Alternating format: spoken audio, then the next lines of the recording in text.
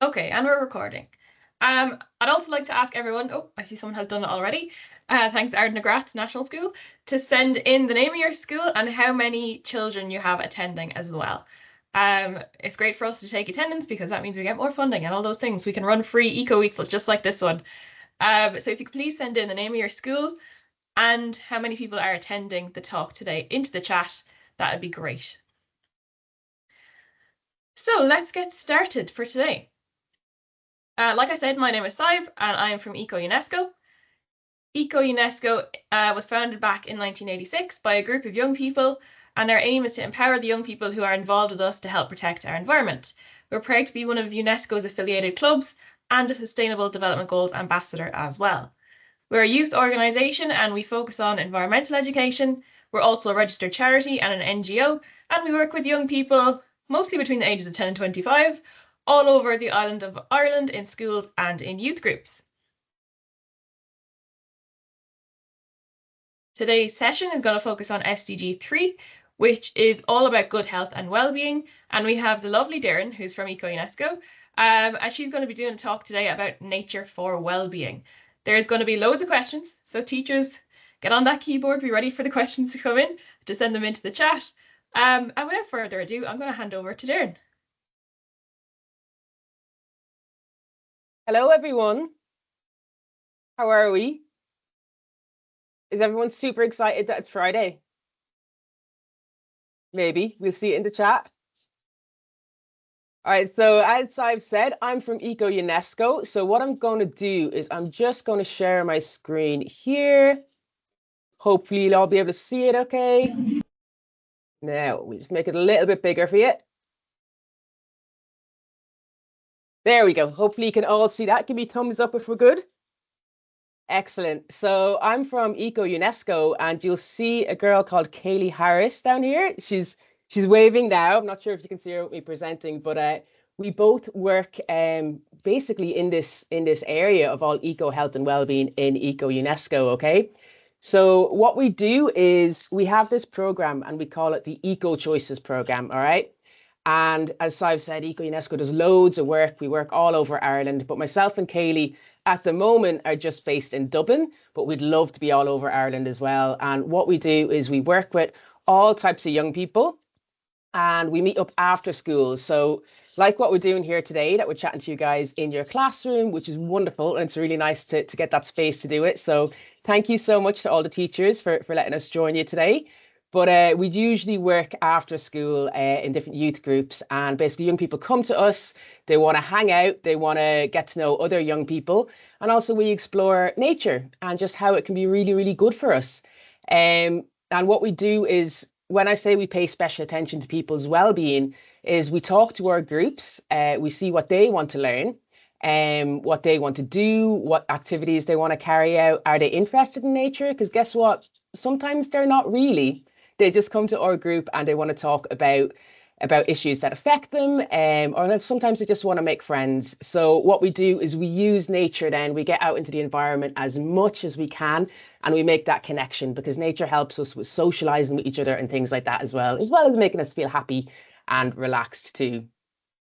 So that's kind of in a nutshell what we do. But what I'm going to do first, because our theme today is all about how we feel when we're in nature, I'm not going to tell you how you feel, okay? Because that can look different for everybody.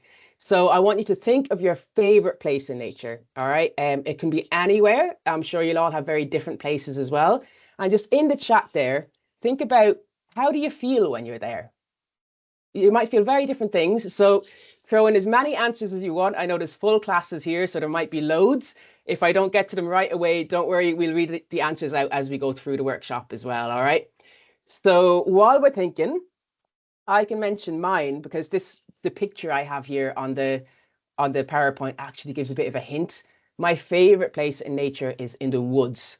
I absolutely love the woods. And I think what I do is, once you go in there, it's really quiet. Trees are great for like blocking out outside noise. So even if there's a road nearby, it blocks out that noise. It's really quiet. It's really peaceful. And I think I feel really, really calm when I'm there. And there's also that added experience of, I love looking at really old big trees, and I love thinking about how long they've been there. And also, what stories do these trees have, right? Because they've seen a lot of things as well. So it's just that respect and that sense of calm when I'm with them. What about yourself, Kaylee? Do you have any?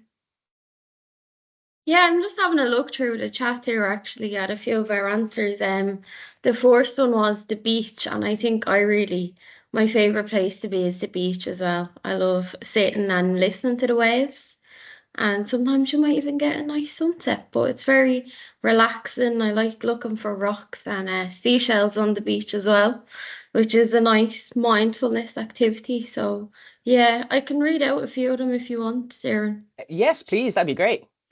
So we have the beach, and it makes people feel happy. The forest makes you feel calm, epic, relaxed, happy, calm, relaxed, peaceful, relaxed, powerful, free, and excited is a couple of our words we've got there. Oh, beautiful. I love that word free, actually. So whoever Yeah. put that in, if you want to elaborate, if you want to tell us more about that feeling, because that feeling of freedom, right? It's really, really powerful because that's included there too. And it's all about connecting us as well. And what about you, Sive? Do you have any particular favorite spots? I think I like to be in the sea, like in the water. I like the floating and I like the cold as well. I'm like a penguin. I like cold water. Yeah, I think that's what I like the best is being in the actual water. I love the beach, but I love being in the water especially. Yeah, and how does it make you feel then? Because like when you're describing like cold water, right? And in Ireland, our sea can be kind of cold, or maybe it's not necessarily the sea is cold, but we feel cold because you don't get particularly hot. So how does it make you feel then when you're doing that? Oh, at first it's like a shock, and then you start to get used to the cold water, and then I start floating around. Yeah. Yeah, it's great. And when you just a follow-up question, and so when you leave it then, when you get out of the sea, how do you feel? Is there a difference between how you felt when you got in there first? Oh yeah, I definitely feel more like chill and relaxed, and I like to put on my little fluffy fleece and have a nice cup of tea waiting for me or a cup of hot chocolate waiting for me when I get out. So that's nice as well. Then sit and have my little cup of hot chocolate. That extra coziness that goes with it. Yeah, exactly. Perfect. So like there's more coming in here as well, woods or the ocean as well. Yeah, because they can be two very different places, but it's all about that feeling relaxed and fresh is another great word as well. So we had calm, I loved epic as well. So when we're talking about everything we're discussing today, and we're only with you for a short time, but I want you to keep those in your mind when we're talking about that, okay? So I know it's hard to do when, and it's not something Kaylee and I would usually do when we're talking about getting out in nature. Usually we do that. It's not too often we do it on a screen. So it's just really important to keep those things in the back of your head. How do you feel when you're actually out in nature and experiencing it? Excuse me. So you might have seen these before. Maybe you haven't. That's okay. These are called the Sustainable Development Goals, or SDGs, because it's very long words to say Sustainable Development Goals. And basically, these were established in 2015, which I know for you guys is so many years ago. But some older people like myself, it feels like it's not that long. And basically, the idea behind these was how do we make the perfect world? How do we make it good for everybody? Because we all share this planet, we all experience this planet as well. We all depend on this planet, we're part of it. So, how do we make it fair and clean and everything else the perfect world that we want it to be? So, the idea is all these really brainy people, they sat down and they came up with these goals, okay? And these are all things that we're going to aim towards achieving. And they put the deadline, I say deadline, as 2030, so 2030 to achieve these by. Even if we don't achieve them, we're working towards these goals, okay? So as you can see, there's loads of them there, loads of them related to the environment, loads of them related to people as well, and just working together. But I do want to pay close attention to one of them today because I was very excited that they included this one. Good health and well-being. All right. So this is what we're all about here in ECO-UNESCO, especially with myself and Kaylee's program as well. There's when we're talking about the environment, of course, there's all these things that we need to do to protect our environment, to save the planet, to clean the oceans, to clean our areas, plant more trees, and they're all so important. It's not that they're not, but why are we doing this, right? we need to connect with nature to get the positive effects of nature as well. And this is where it's really exciting that they put in this good health and well-being, because it's looking at the connect with people and the planet, not just what actions can we do. There's this crisis, how do we solve it? It's not just that, it's experiencing it and falling in love with the planet again. Because when even we talk about nature, what we're talking about is kind of all living things here today. And sometimes we forget that includes people. We're part of nature too. We're living on the planet. So when we're talking about nature, we're including ourselves in that. So it's really nice that we've included this this element of like the well-being side of it. So when we're talking about the research behind it, right? Because there's loads and loads and loads of research, especially nowadays, that's getting really, really popular. Since the COVID-19 pandemic, really, that people started appreciating nature around them when we were all stuck inside for so long. And how do we get that sense of peace? All those things you were saying in the chat before. How do we feel relaxed? How do we feel connected like that? So studies have been done time and time again about this. And there is this definition here, and it says, it sounds very fancy, but when it's saying we are a genetically programmed human need to be in contact with and care for the non-human natural world. And we evolved that over millennia, and we've only over recent generations become distanced from it, right? That sounds very fancy and very complicated. What we're actually talking about here is people, we are part of nature, we are part of the environment, we are part of this planet. And that was always such a huge, huge part of how we lived, how we evolved, how we cared for things, and putting extra care into our surroundings, into our environment.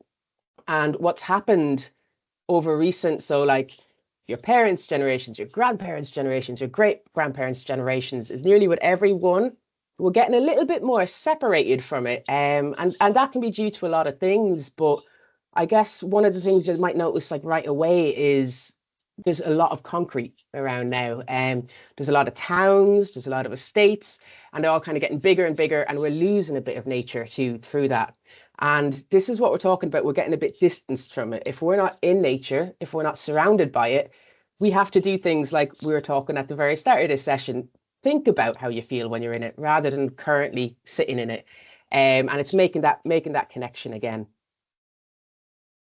So when we're talking about all of this research, nature and your well-being, it's massively increased. And actually, sorry, to go back to that quote, you'll see that's from 1984, which is a very, very long time ago. So this type of research isn't new. It's gone really popular now that it was really obvious during the pandemic how much we need nature. But this has been talked about for a very long time, our human connection with nature and how we can miss it sometimes. So some of the other research has told us the effects that it can have is it improves your mood. So I don't know if you've ever been maybe like a little bit grumpy. Maybe something has happened that day that you might have gotten a fight with a friend. Maybe school is a bit annoying. Maybe you have like siblings that annoy you as well. I have older and younger siblings, so I know what that feels like too. So sometimes that can happen, but it shows that going out in nature actually improves our mood then as well. If we're like a little bit annoyed when we go out, once we come home, we feel a little bit more relaxed and a little bit more calm and things like that as well. Also, some other things it does is reduces stress. So that's kind of like improving your mood as well. So if you're like a bit annoyed when you're spending time in nature, when we're breathing it in, like those things that you said in the chat a while ago, it makes us feel calm, it makes us feel peaceful and things like that. Helps us feel relaxed. So again, these are all things, they're all the things you were saying in the chat as well earlier. So it was so great to hear you kind of say what I was going to say anyhow, because it just proves that's right, I guess, right? And this is the other thing too that we can ignore sometimes is your physical health, because we can spend a lot of time sitting down these days, whether you're in work or school.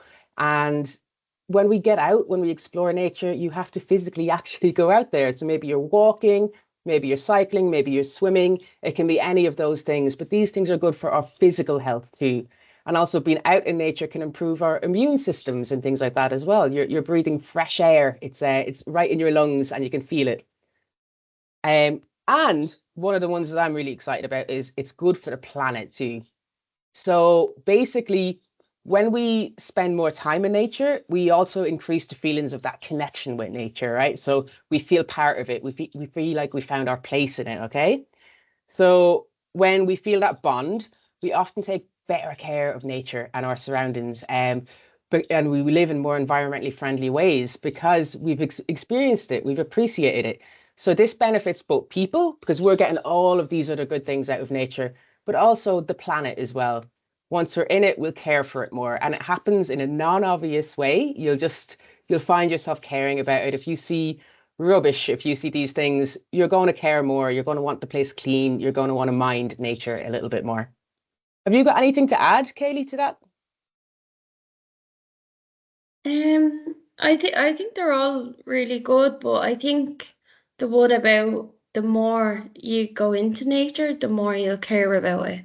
So I think as well, like, I don't know, if some of the kids maybe on their walks home from school, you might be picking up leaves that have fallen, little things like that, and then over time that makes you care about nature a bit more, and then leads on to things like picking up rubbish, maybe telling your friend, why don't you put this in the bin instead, things like that. So yeah, it's all really good points. Exactly. And actually, one I haven't included here is another piece of the research is saying that, like, even things like our attention, right? So, excuse me, when we're talking about our attention, we live in very busy environments, right? But our attention is a limited resource. So in other words, we only have so much of it, okay? So throughout the day, when there's so much going on, like even on your walk to school or your walk home or hanging out with your friends, there's a lot going on outside of us, all around of us. There's a lot of things going on. And because our attention is limited, it can become kind of tired throughout the day then with all of these surroundings. So if you get out into nature, you're kind of getting rid of these man-made surroundings, and it helps to restore that attention, right? So it helps to make us feel, you know, that expression recharged. All these things happen once we're out in nature, and it helps us to be able to concentrate. So maybe if you've got homework that evening and you're going home from school, you can be tired after school. I know I'm tired after work a lot of the time, but things like taking a little walk before you actually sit down and do your homework maybe will actually make your concentration so much better. So they're all just the things. And as I said, there's so much research about this, but these were some of the highlights for me anyway. And this is the fun part, okay? So what kind of activities can you do in nature? Now, I'm going to invite you guys as well. I have some examples here, but there's loads of different things. So if you can think of anything else that I haven't mentioned, please put them in the chat too. And I'll ask maybe like Kaylee and Sive, you can keep an eye on it as well and let me know, because I don't want to miss your wonderful feedback, okay?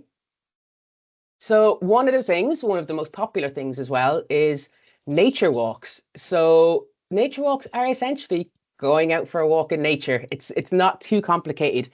It's maybe there's a woods near your house, as I said, because the woods are my favorite place. You're very, very lucky if there is a woods near your house. So it's definitely going and experiencing that. I know Sive said your favorite place was like the beach, and Kaylee as well. So like maybe you're super lucky and have a beach near your house that you can go for a walk there.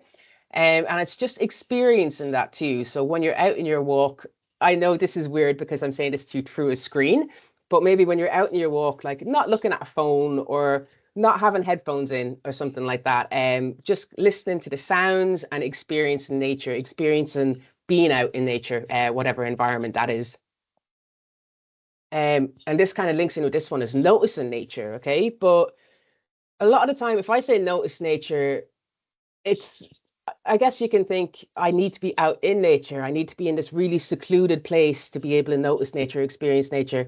And that's just not true. So maybe you live in a town, maybe it's very built up and there's lots of houses, there's lots of shops, there's lots of things like that around. That doesn't mean there's no nature around. Nature is absolutely everywhere. Just sometimes we don't take the time to notice it. So I live in Dublin. It's a big city. You would think, looking at it, there's not too much nature around. So things I might do to notice nature is if I'm walking to work in the morning, maybe I'll see different flowers on people's balconies. Maybe do you ever see that one bit of a flower, a bit of a weed, or accidental flowers, as I like to call them, growing up through cracks? Maybe you'll notice that, and that'll remind you how strong nature is. Maybe you can hear birds singing. Maybe they're seagulls, and they can be kind of scary sometimes, but it's okay. They're part of nature too. It's all about just noticing the nature that is around you, because it is everywhere. It doesn't matter where you are. So we have gardening as well, right? And gardening is something I really love to do. I know some people hate it because they think they're bad at it, but there's no such thing. Gardening is practice. I've been doing it for many years, and still sometimes I'll try grow strawberries that just don't want to grow, and that's okay. We try, and it's all about kind of the experience you get while you're doing it too. Okay, so when we're talking about gardening, can be growing flowers, it can be growing fruits or vegetables or things like that as well, or herbs. And there is a certain satisfaction you get, I will say, out of gardening, something you can eat. It'll taste delicious, absolutely delicious, but also it's that experience, that pride, and it really connects you again with feeling part of nature. Do you know what I mean? You've encouraged this, and now you're getting the rewards from it as well. Like my strawberries that didn't grow this year, but I'll try again next year. But there's all things like this we can do. And actually, I do want to mention as well, because this is indoor planting. When I say gardening, everyone always assumes you need to have a garden. And that's not true. As I mentioned already, I live in Dublin, and only a very select, very lucky few people in Dublin have access to gardens. I have access to a balcony. So what I do is I grow whatever I can on the balcony. I also have loads of plants and things like that inside as well. So bringing nature indoors when we're talking about that. Kaylee, actually, you mentioned when you like going to the beach that you like collecting shells and stuff like that as well. That's bringing nature indoors too. So it doesn't necessarily mean gardening, I guess. Like maybe you want to go on a walk. Actually, there's a term for it. It's called beach combing. So that's like when you walk along the beach and you just find really interesting things. So you can do this in the woods and things like that as well, particularly this time of year. Actually, autumn is beautiful to collect different leaves and different stuff like that you can bring inside. Maybe you can make a little nature table at home. Maybe you can do it in your classroom. But there's something different about going to the beach, because the beach you'll find so many cool, weird things, weird shells, things like that as well. So it's all about kind of doing things like that, and you can bring it with you then. And connecting with animals too. All right, so like I mentioned this like a little bit when I was talking about noticing nature. So you can notice nature by literally listening out for birdsong. Sometimes it's not too obvious straight away. Sometimes you'll hear traffic, you'll hear other things like that as well. But when you're paying attention to it, right? So remember, nature is going to help boost your attention too. So if you're paying attention to listen for nature sounds, it's really, really beautiful and really, really calming as well. Also, if you're lucky enough to have a pet, I'm sure you know that like your pets can make you feel happy. Sometimes they can annoy you, especially when they're young, I know, but they can also make you feel really, really happy. And that's why like different parts of like maybe when some people are ill or a little bit lonely, it can be a really good idea for them to have a pet as well as a little companion, because it makes you feel good. It makes you feel nice. I'm going to jump over to Kaylee and Sive there, because I see the stuff coming through the chat if you want to fill me in. Yeah, we're getting loads of stuff coming in. Yeah. Scrolling back a bit, Ardna Grath National School say they like to collect things, hike, swim, cycle, run, walk, breathe in nature. We have another suggestion of doing a rainbow walk, which is something I've done before with groups, which is where you bring a box or an egg carton and you try and collect something of every colour of the rainbow. I haven't tried that. I think I'd like to though, yeah. It's a nice little activity as well, yeah. What else do we have? Miss McCurtain's class say play, climb a tree, swim, cycle, bring your dog for a walk, run, relax. There's some great suggestions there as well. Miss Fallon's class say make a nature bracelet, which is a fun thing to do. I've seen those on TikTok as well, especially where people put sticky tape on their wrist and collect just go around. Another person said don't pick the flowers, just look at them, which as someone who studies nature, I think that's a great idea. We've loads more as well. Planting trees and seeds, listening to the noises around you. Outdoor book club, which is a lovely idea, I think. Ooh, I love that, yeah. Some people are saying things like Pokemon Go as well, which is another fun way to get outside. Oh, that's back in fashion there, and we only our young people are playing Pokemon Go outside too. Oh, really? Yeah, I thought that was gone. No, it's back. So did I, yeah. And actually, that was a S'mores great, as well. Nice. that was a great tip there a minute ago about not picking the flowers, because I forgot to mention that as well. It's like we want to remember we want to protect nature. Okay, so I'm not sure if any of you will have heard the expression, but I'm sure your teachers might have, the to stop and smell the flowers. Okay, so that expression is often used when people are really busy and you're running around, so maybe work or school has you super busy, and you say you don't have time for anything. And there's this expression that says, well, you need to stop and smell the roses. So basically, what that means is exactly what we're talking about. It's stopping, smelling, appreciating. It doesn't necessarily mean, when I'm talking about you can bring nature at home, it doesn't necessarily mean we're taking things, right? Because what happens if you pick those beautiful flowers you've seen? The next person that's coming around and wants to experience nature won't get to see them because you have them. So basically, we're going to leave them there. We're going to enjoy them. But this is also why autumn is really nice, because there's some really beautiful leaves. My own favorite are oak tree leaves because they're really big and they're really beautiful, and you can create lovely art with them. And why I love autumn is because all those leaves are falling. I don't need to pick them off a tree. They're falling. So you can 100% pick up those leaves, and they're beautiful. And you'll find this time of year, they're beautiful colors. You can do all kinds of art with them as well. So that was a really good point. So thank you to whoever made that. Another one we have, Mrs. O'Rourke's class are talking about camping and doing scouts, making s'mores and lighting a fire. Amazing, because that's really experiencing nature, right? Yeah, we I also have. think Oh, we go ahead, just Katie. got challenged to a football match in the Wicklow Mountains, Darren. I'm up for it. I mean, yeah. Yeah, it's good. I love Wicklow We'll get Mountains. into nature. Can we arrange that? So, Donna Fallon, yes, we will accept your football challenge. You'll have team of ECO-UNESCO play football with you in Wicklow. Thank you very One much. more that one person said is also having a bird house or bird bath so you can see the birds come into your garden. I think that's a great idea. Brilliant idea. Because there are other things you can do as well that when we're talking about like noticing nature, right? So it doesn't even necessarily mean the things that it's beautiful if it's nature that we can touch and we can feel and we can smell, but it doesn't have to be that, because one of our other senses is sight, right? And that's so important. So even just witnessing nature, so things like a bird box, beautiful, or a bird bath or anything, because you're going to be able to look at them, you're going to be able to see them.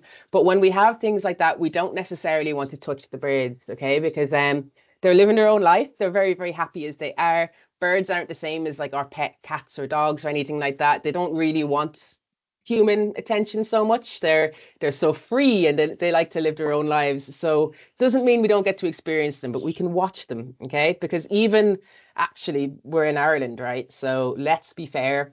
Sometimes the weather's not the best for going outside, and you're going to find, especially closer we get to Christmas as well, the evenings can get really dark, and you do always have to be safe as well. So if you're going for walks, if you're not going for it with an adult, it's always letting people know where you are, but maybe it's not best to do that in nighttime. So things like watching nature documentaries actually have been proven to boost our health too and our well-being. So it's not quite the same as getting out in nature, but it still does have that impact because we're connecting with nature. We might not be physically in it, but we're learning about it and we're seeing it. So again, it's creating that connection. So, and just to highlight as well with this, with the stop and smell the roses expression I used a minute ago, something I find a lot of the time when I'm talking to people about getting out in nature and experiencing well-being, people say, I just don't have the time. I don't have the time to do that. I'm so busy with work, and then I have to come home and I have to do dinner and I have to do all this. When I'm talking about these positive benefits of nature, studies have shown even after as little as 10 minutes in nature, you can start having these positive emotions, these positive effects of it. So it doesn't need to be all day. Beautiful if you can do it all day, that's amazing. But if you are pressed for time and you don't have much, even something as little as 10 minutes makes such a big difference. So I think no matter how busy we are, we can spare 10 minutes, even if it's just looking out your window at birds in a bird bath or noticing nature on your way to school. We can all do that, okay? Oh, I see there's more challengers for the football match in the chat as well. Donna, I think you might have started something here. So is this going to be Eco Week 2 will be a football match, and we'll notice nature while we're playing. Very good. So basically, now we've talked about what we can do, and I know I'm running out of time because I love talking about this stuff, honestly. But what I do want to mention, and I'm sure, like, Sive, we will have time for like a few questions and stuff after this if people want to learn more, okay? ECO-UNESCO, us, we run this thing every year called the Young Environmentalist Awards, okay? And the idea being is all young people like yourselves from all over Ireland do environmental action projects, okay? So this is where like you get to choose what you're interested in, and then you do an action, you do an activity based around that, and you enter it into a completely free competition. You can enter with your school, you can enter with your friends, and basically you let us know what you've done.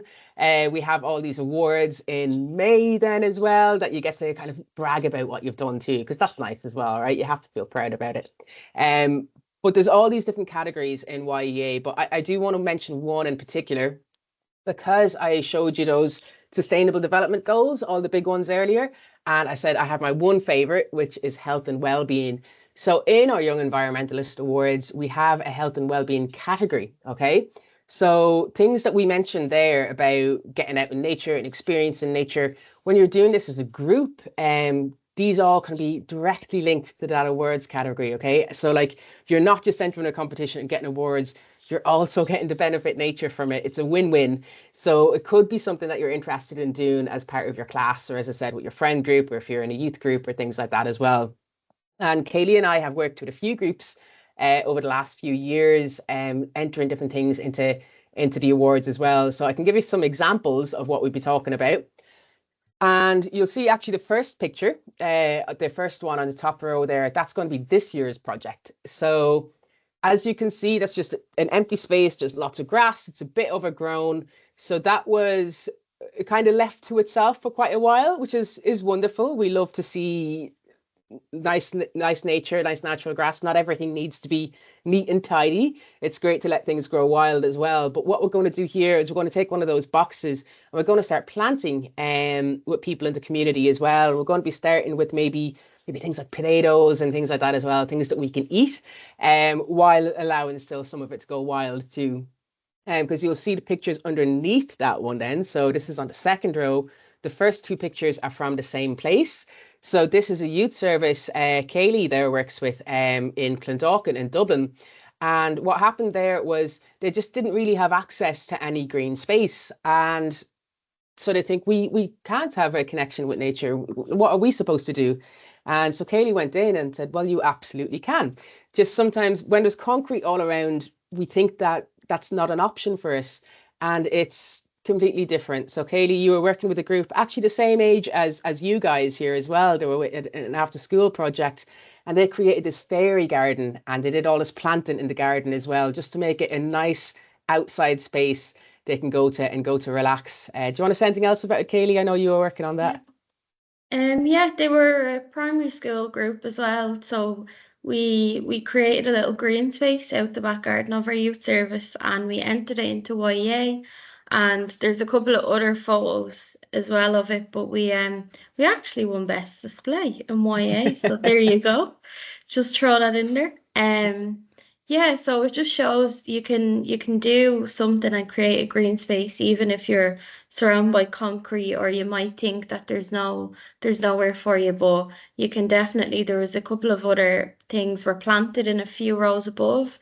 But also it was just really nice to create a fairy garden to attract some of the lovely fairies into the back of our youth centre where they all hang out at night time and have fun. So it's still there. And you've got bug hotels as well, there's a photo down there. That's always a great option too, to get some bugs, some bees back into the community as well. We've got our litter pick for the older kind of groups, kind of teenagers above. And litter picks are also great. This one was by the beach too, which was really nice. So, exactly, yeah. Yeah, so there's all different couple types of ideas. Yeah, all different types. So when we're talking about litter picks and you're looking at the Young Environmentalist Awards, you think, well, is that not just waste, but basically means the litter pick can be like one part of your project. So maybe as part of going out and that noticing nature thing, maybe you're going on a beach walk or whatever walk it might be with your classmates or with your friends, and you're noticing nature, but you're also noticing these things, that maybe there's a lot of litter, there's a lot of pollution, and you say, well, actually, I'd like to do something about that so that we can have more walks again and not have rubbish everywhere and things like that as well. So that can definitely be part of it, part of a bigger project that you're appreciating nature. And I just have one more photo up there, which is, as you can see, there's 3 friends just out walking in a field. And this is something that you can definitely do as part of a project as well. Maybe you want to organize with your class, maybe every week or every couple of weeks. Maybe you go out for a walk together and you notice nature, and you might maybe make a little journal about it, things you've noticed while you're out there, and it can turn into a thing that maybe include other classes. Maybe it can be something that's done on the weekend with parents and stuff like that as well. There's a big group, and it can be kind of like a nature club or a walking club or something like that as well. All different things that you can experience and you can get out of it too. And not only that, but it's so much socializing as well, because sometimes we feel lonely, everybody does, right? And going out into nature can really help with that too, because you're having this shared experience of that sense of calm, that sense of well-being, that sense of relaxing. You're sharing it with someone else too. So it can be really good to make us feel just connected with people as well as nature too. And there are just some examples, okay? Like maybe you guys have other examples in your head while I was talking about, and that's beautiful. We want to explore way more of them. Maybe you want to tell us about them in the chat. Maybe you don't. Maybe you want to keep them secret because you're going to enter this year, and that's 100% fine as well. But the idea is we're part of nature, and we get so many benefits from nature too. So let's celebrate that, right? And let's explore it a little bit more and see where we can take it with our friends. And that's kind of the end of our chat. Have I missed anything in the chat there, Sive or Kaylee?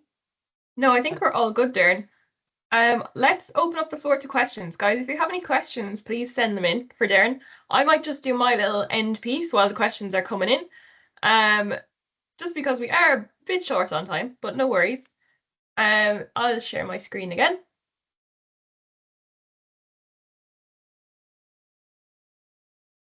So guys, please, if you have questions, start sending them in.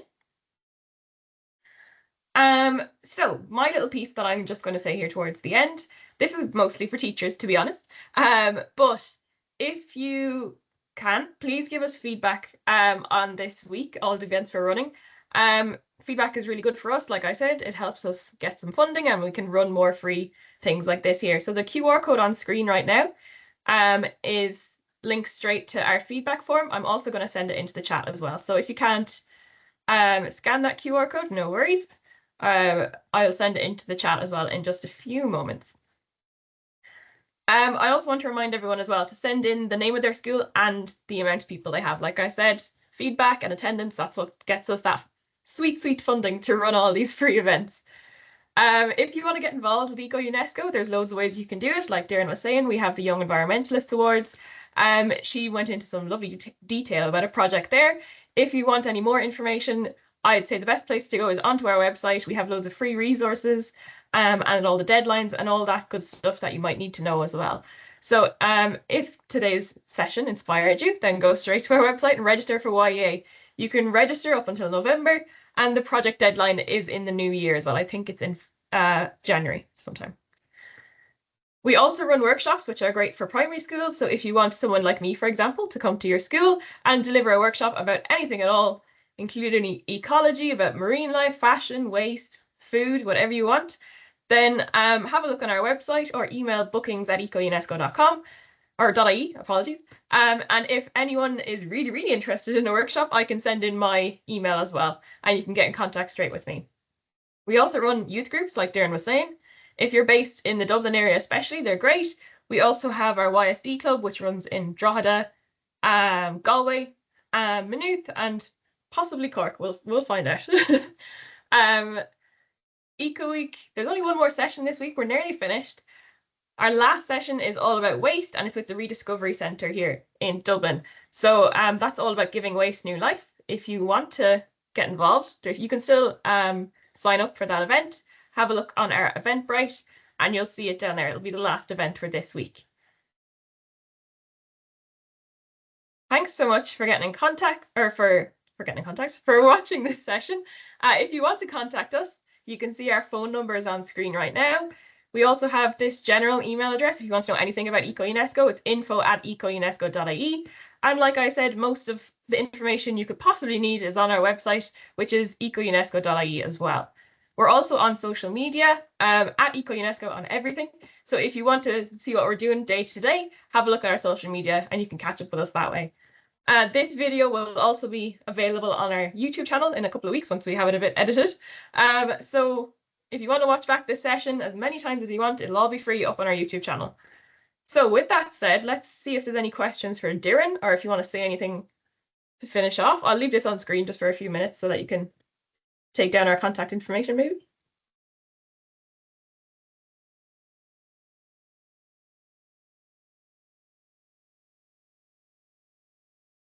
Someone said they were finalists in the YA last year. That's fantastic. Well done, guys. I hope you enter again this year.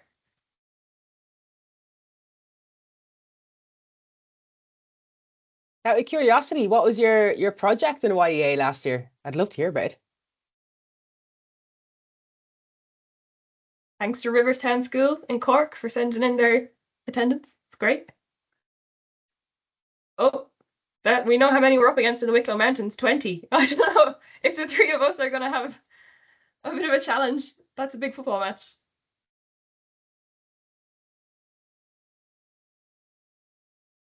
Okay, I don't see any questions for Darren. Your session was so comprehensive. You covered everything. There's no questions. That's fantastic. If you do think of any, please get in contact with us. That's our information on the screen. And yeah, that's the end of the session. Celine is just looking for the email again. Was that Sive's email you were looking for, Celine, or a YEA one? Or there's a lot of emails. Yeah, we can send it here. Yeah, so I will send in my personal one anyway. That's if you want to book a workshop, or I can sort you out whatever. So it's fine. Yeah. There's my personal email. Oh, and the form is the last thing I forgot to send as well. Just send that into the chat. It's the same form that I've sent in every day. So if you've been here before, then you'll probably have the link to it better than I do. But there's the link to the form as well. So if you can give us feedback, that'd be absolutely fantastic.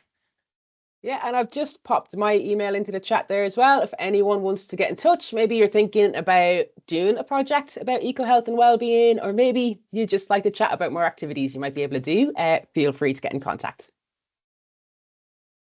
Okay, I think that's everything. Thanks so much, Darren and Kaylee as well, for all of your fantastic talk. It was really, really interesting. Thanks so much to you for having us. Yeah, I hope to see everyone at our next talk today as well. So thank you. That's great. Bye, everybody. Thanks, Celine, everyone. See you for the football match.